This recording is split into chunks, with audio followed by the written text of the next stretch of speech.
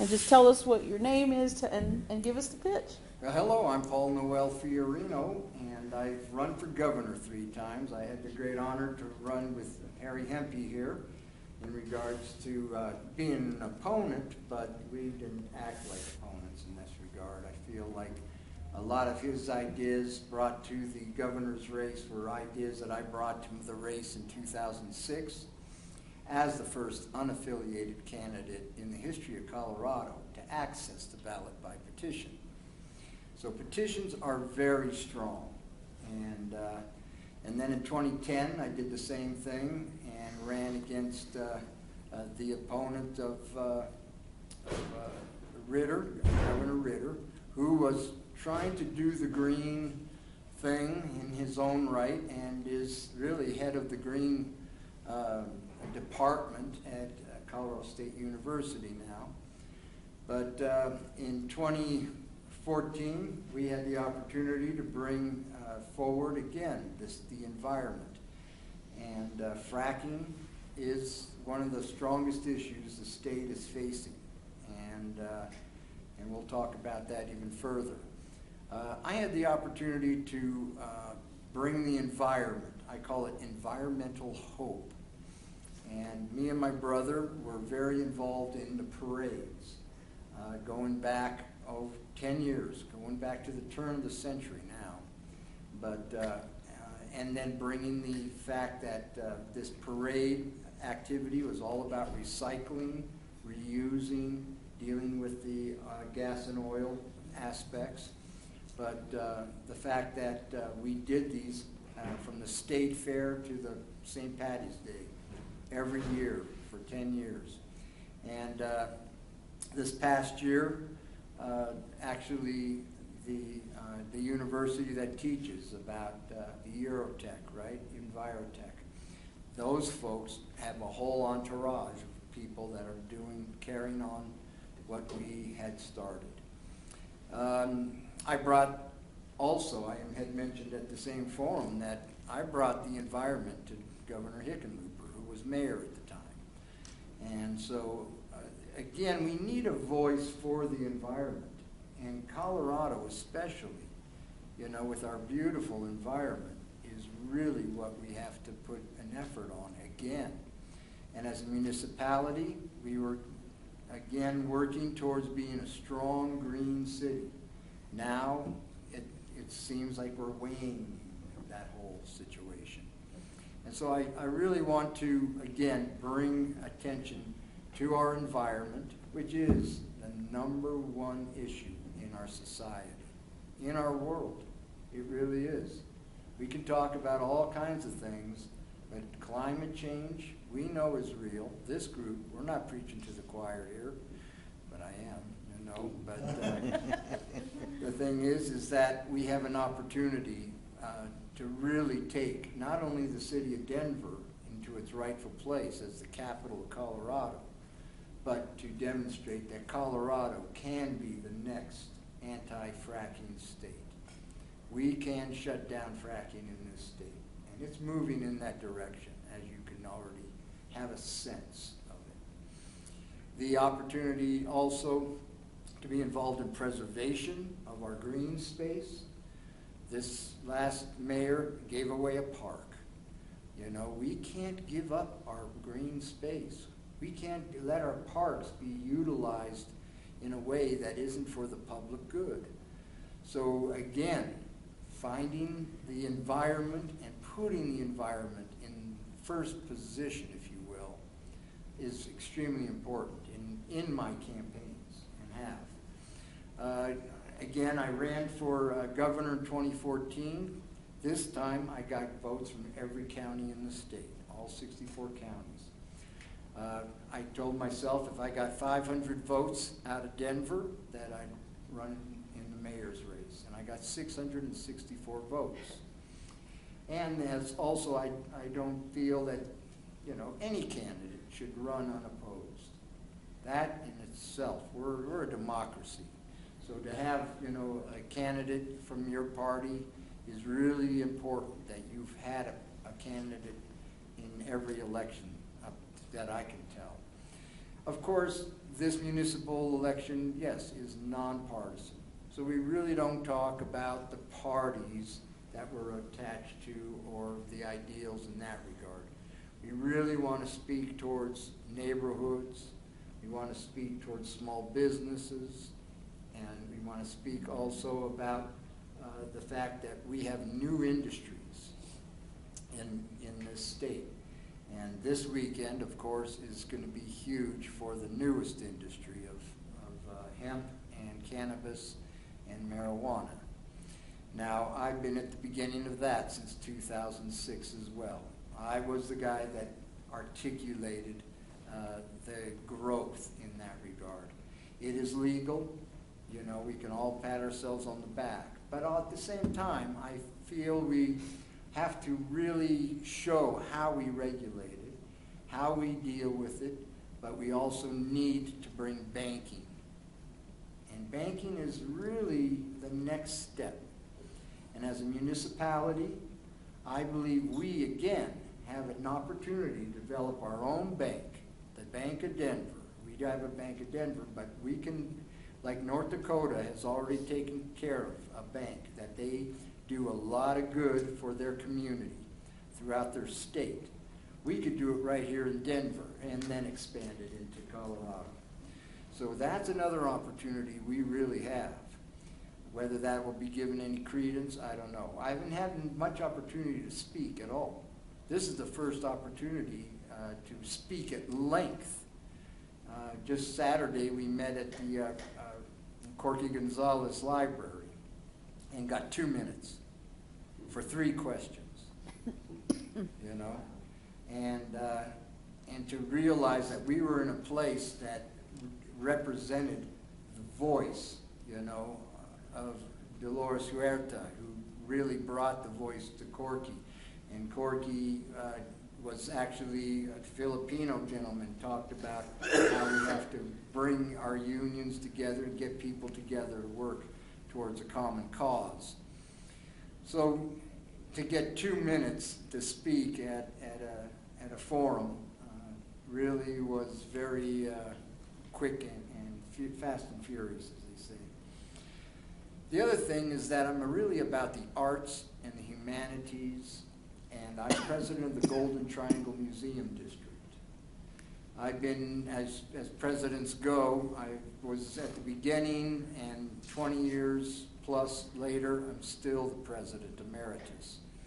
And we were named the Creative Neighborhood by the people through the mayor's office. And we were also named the Best Arts District by Westward last year. And I still feel as though that neighborhood in itself represents a lot of what is good about the arts and how the arts have maintained. A lot of times the arts come in and we rush the artists off as soon as those rents go up. And like you're saying, with rent control, we're in need of that, I believe. And I had spoken, that was one of the things I did talk about this weekend in my 2 minutes, was rent control. So I really feel as though, how else are we going to deal with this affordable housing when we have courtesy zonings and, of course, you have the payoff of the fees for developers to move beyond the affordable requirements. Of course, the arts and humanities still serve, and I want to congratulate all of you if you have anything to do with the arts. The National Endowment for the Arts named Colorado #1 in performing, in visual, in attendance, right across the board. Now that may be hard to believe, but it's really true. And just look up Denver Post, January 26th, and see the front page of that. And a great article which also has the data. You know, the arts play a real role, not only in our own particular individual lives, by us being able to sing, dance, paint, poetry, but what it really represents as a whole. And in government, I believe that's what we're dealing with. with. We're dealing with a lot of chaotic issues, and we're dealing with a lot of different talents. And a mayor brings those talents together to get something done and to develop something to present back to the public. And so that's the opportunity I have as serving as an artistic director for over 35 years, having my own small business of performing arts, still teaching performing arts. I just came over from Lakewood. I have an opportunity to teach in Lakewood, and have still Ballet Arts Theater, which does performances here in Denver. As a matter of fact, online you can see Peter and the Wolf at the Civic Center Park with Mayor Hickenlooper narrating. And God bless Jerry Ensley, who was the conductor of the municipal band, who passed away back in February, and I'll be attending his service tomorrow. As far as the arts, again, the humanities is everything about our history. So many people are moving into Colorado, moving into Denver, that our history is being lost. We are in the historic cultural district here in the Five Points area. We're in the Blair Caldwell Library right here, right now. And they have a wonderful, the third floor is a museum. You know, here's a library that's not only serving children to adults to seniors, but we have a museum that is, you know, celebrating the Afro-American black culture. So we really have a place here in Denver that not only represents the earliest, and this cultural center was one of the first unions, number 20. And that was for the musicians that came to 5 Points. They had their own union. And so the Colorado Union is 20/623. And as a musician, I used to be a member of that union. As I have said, I'm unaffiliated. I choose to continue to maintain unaffiliation because I believe I'm able to serve everyone. I also believe that I do not ingest marijuana or cannabis because I want to serve everyone. That doesn't mean I don't feel that it is a medicine, that it has opportunity, but I feel that the green in our parks, the green in our business industry, in our business, the green that we have with our money and how we throw it around, and just let these people pay off this and that to obtain a certain privilege. You know, these are the things that we have to deal with. So I appreciate the time that you've given me today, and I'm ready to take your questions. This chapter of we're an affiliated chapter of the Green Party of Colorado, but this particular chapter took a really strong position with the camping ban that came out a couple of years ago. We're vehemently opposed to it for various humanitarian reasons, for practicality reasons, for just overall social justice reasons. And you did answer our question on that, but we wanted to hear a little bit more of what your opinion of the camping ban is, number one. Number two, where has it been deficient and what things need to be done with it to make it equitable? And three, overall, if you're mayor, what you would actually do about it and how you would have, say, the Denver police address people who are without shelter right now on the streets. So go for it. Well, as far as the camping ban, it did go through. It did run people into the Netherlands, which other neighborhoods, okay, out of downtown into neighborhoods. And still, people are dealing with folks that are sleeping on their business threshold. They're dealing with folks that are trying to find, comfort in different places. And I, again, was against that and had expressed myself in that regard when I ran even for council, because that last mayor's race, this was coming up. This was also. So here we are 4 years later, and a lot of people have, passed on.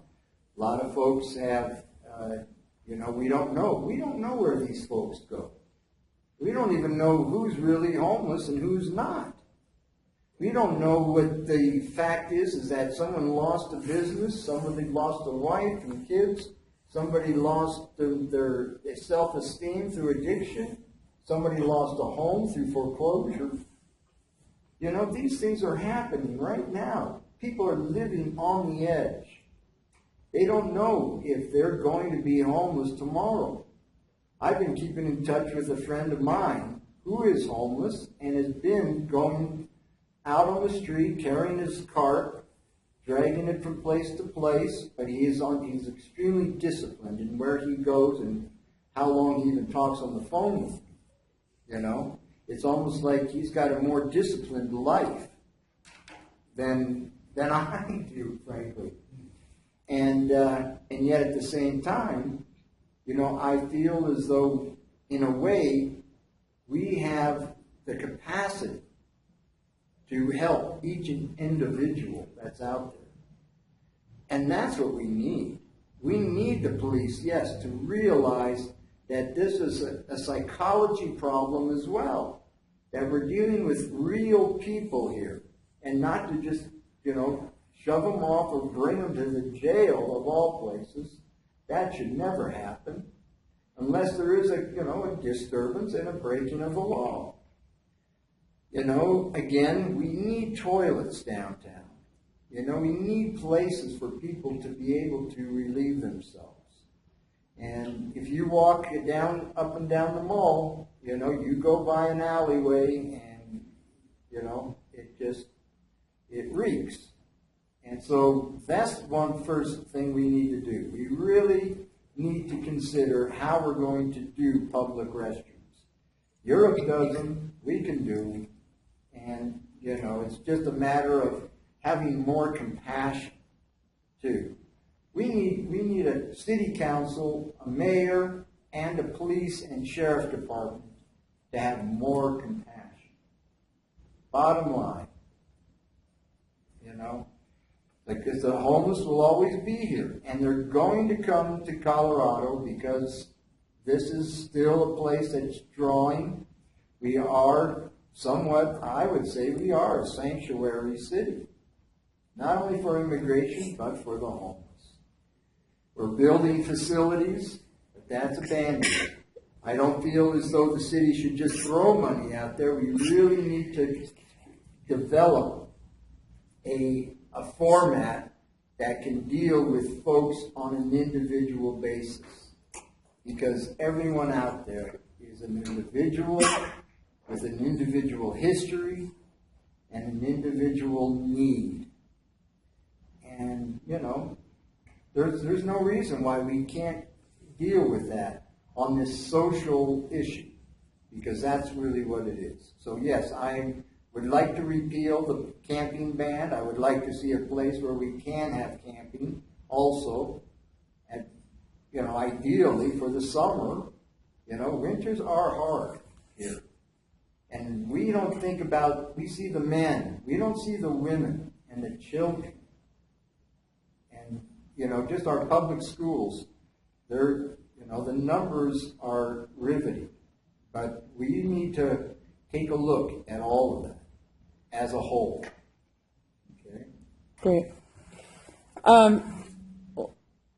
So kind of related to that, we think, is this question of affordable housing. So, and you did answer our question about, your opinion about the inclusionary housing ordinance, for example. Tell us a little bit more about how you think that's working, and what concrete things that you think that the mayor's office can do to deal with affordable housing. Well, first of all, no courtesy zone, which means that we're just letting a developer, if you come to me and you say, well, listen, need this to be something is changed a little bit for this and that and the other thing. The other is the fees that someone can pay a fee that can be, again, regained by the rents, by the higher rents. So we really, if we're going to deal with affordable housing, we can't just say, it's good for this one and this one, okay, we'll look the other way or give you this courtesy factor. We have to do it across the board and try to develop a certain sense that not only is each building going to have affordable, controlled rents, and that's really what we need. Also, Section 8, another fantastic opportunity to help a landlord. The landlords are having a heck of a time dealing with that, all the bureaucracy in that regard. So we have to make things easier also, for the developer to work. And it's the private apartment buildings. People that own an apartment, just having an apartment building with 10 people in it, just trying to deal through the mirage of this Section 8 that's out there. They see it, they want to do it, but to get there, it just seems to be quite a challenge. Mm-hmm. So again, as mayor, I will ask for rent controls. I think it needs to be a voluntary thing at first. Again, the compassion factor has to come through. You have good tenants. Those tenants are worth a lot. Once that place is empty, or you got some transit thing going on, there it goes. And then you can have increments of rents that rise too. So these people know. But right now, again, we're looking at another phase of foreclosures.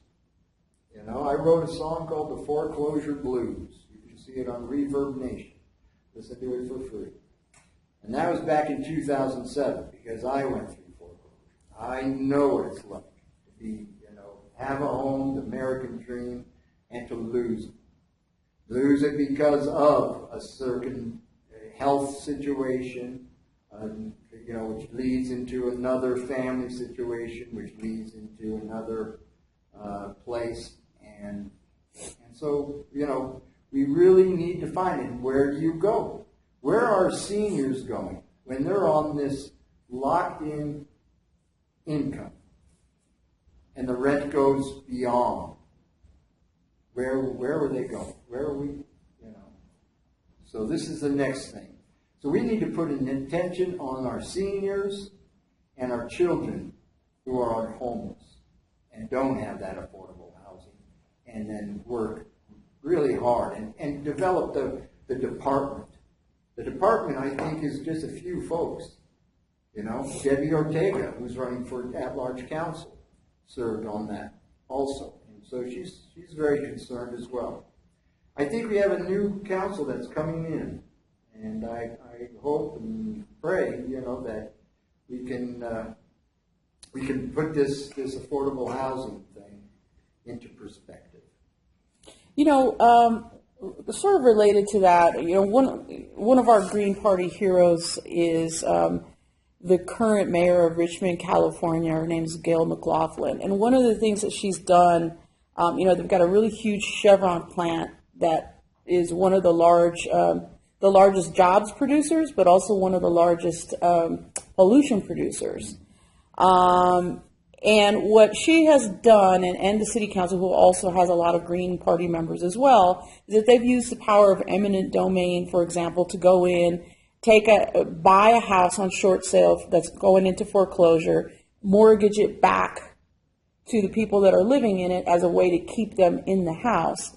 Really popular program with the people, of course, but then the banks are really pushing up pretty hard. Is that sort of the kind of thing that you would support? And what would your sales pitch to the banks be? The banks really do maintain a certain place in regards to this problem. And they're the ones that, yes, can drop that mortgage. They're the ones that can say, yes, I will take less interest rate. They're the ones that can say, all right, here, stay in this house for 3 months, catch yourselves up, we'll rework this loan and move forward. So, those things aren't happening. What has happened is we put a law into place to give attorneys, and we know who those guys are. They've been in the paper for the last couple of years, and they were getting paid $200 to take that thing and just deliver it, when it really, shouldn't cost a thing. And then they did another one and another one. And so they were having all these fees. So, between the attorneys that run the foreclosure businesses and the banks, that was, they were in again, cahoots with each other to work that. So now we need to just, again, get an even playing field to where we can, again, let folks have an opportunity to make up those mortgages, those rents. I think a lease option is a great tool in itself, where people lease and then they can actually buy their home, without having a big problem of developing a high down payment or finding themselves unable to even get a home. So there's a lot of different things in the real estate market that can benefit people. But right now, we are running people out of their homes, getting them, like you say, the eminent domain factors of taking over places. And, again, coming from a background of dealing with banks as well, because I've saved a few theaters, the Denver Civic Theater as well, which took some doing, but it was done. And now the Sioux Teatro has a brand new home on Santa Fe. But I maintained a First Deed of Trust on that theater in order to keep it from becoming a condominium, like the Vogue Theater on Pearl Street, or like what we have on Colfax. We lost another beautiful theater across from East High School, right? It's a bookstore, all right? So, I'm about trying to save theaters. I'm currently working on trying to save the States Theater in Leadville, Tabor Opera House. And you can find out on that too. And so there's a big push to make that the States Theater. So, there's just a lot of money that's being shifted around, and the victims are our seniors and our children. Great. One of the questions that came up kind of in our discussion before you got here was this issue of transportation. We've got congestion around the city. Obviously the mayor's office doesn't make decisions for RTD and mass transit, but, it is really difficult more and more to get around town in Denver. So what solutions do you think that the mayor's office ought to be pushing and ought to be seeking in order to kind of relieve the congestion and make it easier to get around in Denver and more affordable? Well, and we love our cars, we do, and I just came down, like I say, 6th Avenue, and from, the construction all the way to Lincoln was just push, little bit. It took me, a good half hour to get just down that length. And, of course, people are driving sometimes too fast or too curious, and then you get a wreck, and then people have to get around something. And, it just becomes, again, we have to have a sense of responsibility when we're in those cars, for one thing. But I also believe the city needs to move rapidly and quickly as possible. And for instance, Broadway. You hit the lights right on Broadway and you're down Broadway in no time. See? But you have these junctions that are just not happening. So again, I think we may have to look at how we do the lighting and keep traffic flowing. I'm a big cyclist myself, so I've actually trained the U.S. cycling team back in 1984. Rode the Ride the Rockies, which went dipped down into New Mexico in the 2006 when I ran for governor. I did that ride. And I just believe that cycling, Denver has a great opportunity to be the cycling city of the nation. And we do. We have a good constituency. We have folks that are working at the legislative level even. So we have our Red Bike program, which is extremely successful as well. Even though when it was started, it sounded like it was going to be some kind of conspiracy thing. We know better, right? The opportunity to take the Ubers and the cabs and the movement in that regard is another aspect. But I would like to see us connect all our arts districts with a shuttle, with a cultural trolley, some kind of a bus that just moves around the city as well, to move people to our various dozen right now art districts. So free buses, yeah. And I'm not for raising the fare on the RTD either. And I expressed that. That was another little bit I got into with the Latino Forum when I had 2 minutes for those 3 questions. Not raising the rates. Let's not raise the rates because the poor people that are riding it are the ones that are getting hit. So I have one more question, just kind of overall, and then we're going to actually give the members an opportunity to ask questions. But one that did come up, also related to the issue of housing, was really development and the sprawl that we're starting to see. And I mean, if you're familiar with Northwest Denver at all, I mean, it's just a knockdown, drag out fight up there. From the community of pushing up against really what the developers want to do. So understanding that, we have to be honest, the development that's happening is all legal. But what can the mayor's office do, in your opinion, to kind of to alleviate the concerns that the residents have, in various pockets around Denver, and really just to kind of change the temperature of the attitudes that the neighborhoods are having with legitimate questions. So what do you think the mayor's office could do for that? Well, I'm an architect's son. Temple Buell brought my father to Denver from New York when I was 5 months old. And I grew up in an architect's office here in Denver. My dad, God bless him, he's still at 90, is pretty perturbed with the design that has been going on in left Denver, essentially. But I still feel as though that's one thing we really could emphasize, is good design, great construction, and also this affordable housing factor. Because these houses that are going up, we're scraping, some of our most historic homes and putting up, double-story boxes. I guess Westward called them fugly, Oh boy. But this is the trend that we're going with.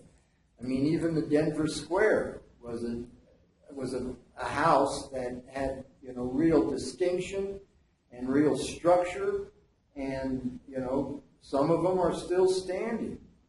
And I think it's up to neighborhoods, yes, to get involved.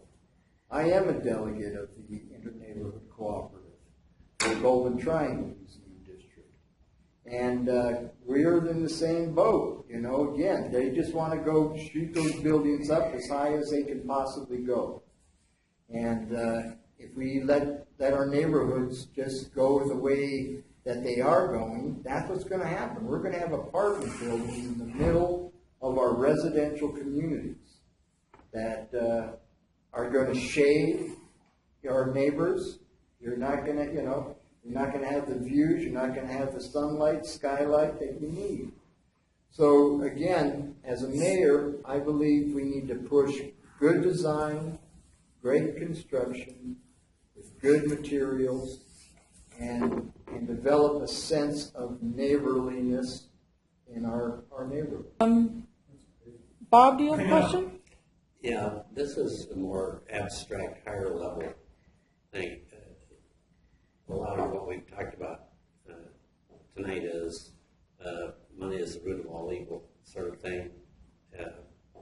Developers will cut corners or change the zoning in order to make more money. And I'm wondering if you have any thoughts about how we would affect a culture change to get back to what it used to be, where we would cooperate with each other and support each other as opposed to trying to squeeze the last dollar out of each other. Good question. And, you know, I started my campaign on the Capitol steps in 2006 with 1 penny. That 1 penny represented 1 vote. And if you give me a penny, I'm entitled to you and you're entitled to me. And so I decided then and there that I would not take any money.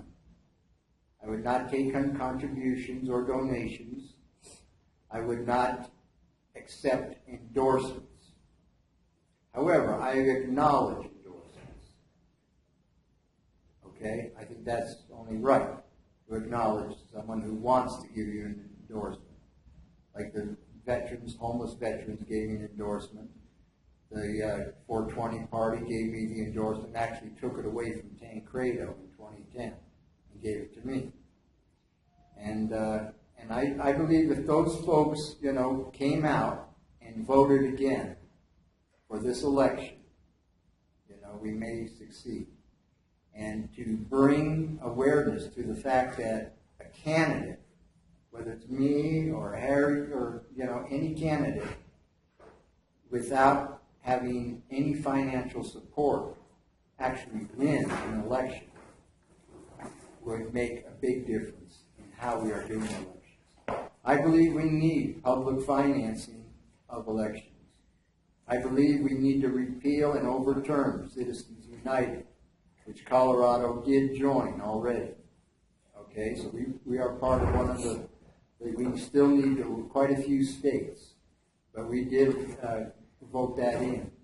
And then further and foremost, I just believe that, you know, we need leaders that can serve everyone and not necessarily have, you know, the money in the pocket on the right or the left. All right? So, again, bringing that to the forefront is really what my campaigns represent and have represented. Cool. Linda, do you have a question? No. Okay. Laura? No. Well, actually, I wanted to talk a little bit about policing. Mm-hmm. Concerns with police violence and the tragedies that I think have happened. The human factor is huge. There's also a financial cost to the city. And I guess I'm concerned that the city doesn't want to stand up and acknowledge that and address it.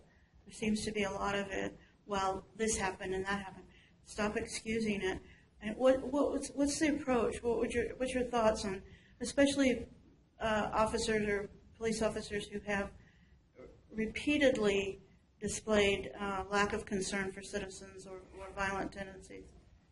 You know, and you know, God bless the police that are working to protect and serve our communities, but those that are dangerous and have expressed, you know, violence and death in several ways.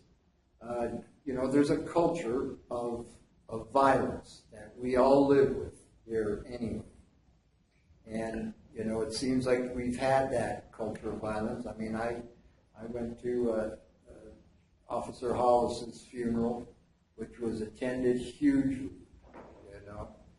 and to see, people getting shot in the back in, other parts, not, I mean, here we have, again, folks that are facing terrible violence, and yet I was also, very very concerned that we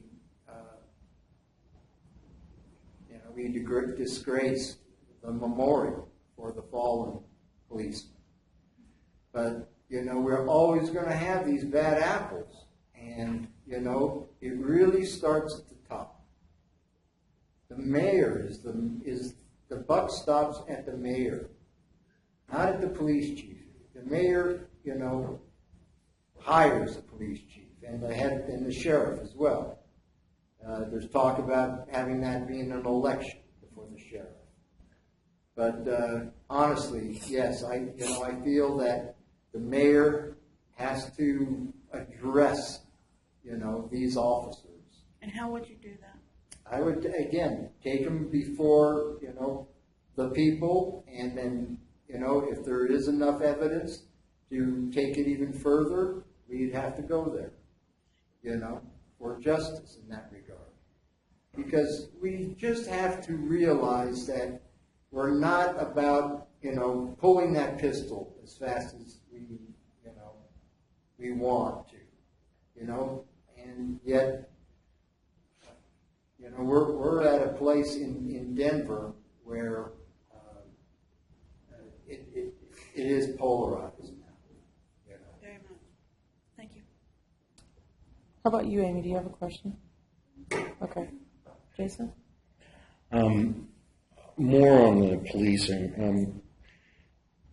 Do you feel like the police are overreact when people are protesting, when there's some serious infringement on people's First Amendment rights going on in this town all the time, and I just want to dovetail on that. I think that that's like the worst possible thing that could happen in a democracy, and it looks like that the police, and they always have been, kind of the protectors of the capitalists and people, with property.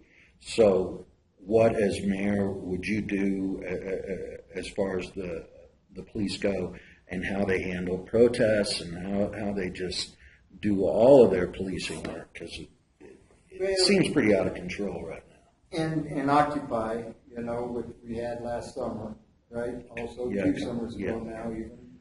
And I know I had my guitar and I walked the line between, the protesters and the militarized, police force. And that's the other thing. We've militarized our police force to where, again, if you got the toys, you're going to play hard. And so, again, I'm not about having a police state or even militarized police. That's for our National Guard, okay? And to bring in National Guard is a whole other situation. So, again, as a mayor, I believe we have the capacity to try to change the culture, to change the perspective on what it means to have people go out into the street and peacefully protest. And yes, to have the cops stand back while red paint was being thrown onto, the most sacred place for the police, hits me right here, and I just, I don't want to see that happening ever again. And yet our police really have to be a part of this whole culture. And as a mayor, You know, I'm the one that has to deal with the police chief, to deal with the head of the sheriff's department, the fire chief, all right on down the line. Every department of Denver's management. And so, again, it's about bringing a certain sense of compassion back to Denver. And that's where we have to start again. We've hit bottom. I believe we hit bottom on that day. Okay? And those guys that you know, through the pain are going to face the consequences of it. But at the same time, you know, I believe the police had an opportunity to keep that from happening, and were kept from. Well, red paint is one thing. Jesse Hernandez being shot in the back of the head from the side by the police. That's right. She can't get up and wash that off the way they could. So we may differ there. No, but I'm just saying too that, you know, there are certain ways of protest, and that was violently done in regards to how I saw it. Okay. That's all. You know, I just want to see again. You know, I know Jesse Hernandez. You know, in that regard too. You know, God bless him. God bless the family. But we have a situation that has hit bottom. When we're shooting children in the head, you know, and we're disgracing all the gentlemen and ladies that died in service. You know, we've hit bottom. Are we going to continue in this regard, or are we going to change our administration for the better? That's all I'm saying. Well, good. So we have about 2 minutes left. And if you want to just kind of wrap up with some final thoughts in 2 minutes, let's do that. Okay. Well, again, I appreciate you bringing me into this gathering, and having Harry here today is really meaningful, because Harry actually spoke out for me when there was an injustice done during a campaign situation for governor. Yeah, excuse me, but this is being thrown out of debates that were supposed to be public. This is his 2 minutes. But that's what I'm saying. You know, we have the 2 minutes. What can we do in 2 minutes? You know, but to just express gratitude for the fact that you're all involved in the political process. That in itself means a whole heck of a lot. The fact that I collected over 800 signatures, almost half of them were no good. Not because they were wrong information. They weren't even found in the registry. So people are not aware that they're not even registered. So I'm asking folks now to go and check their registration at denver.org. Okay? Simple to do. And once you get registered, you have the capacity to mark that vote, to circle in that vote this time.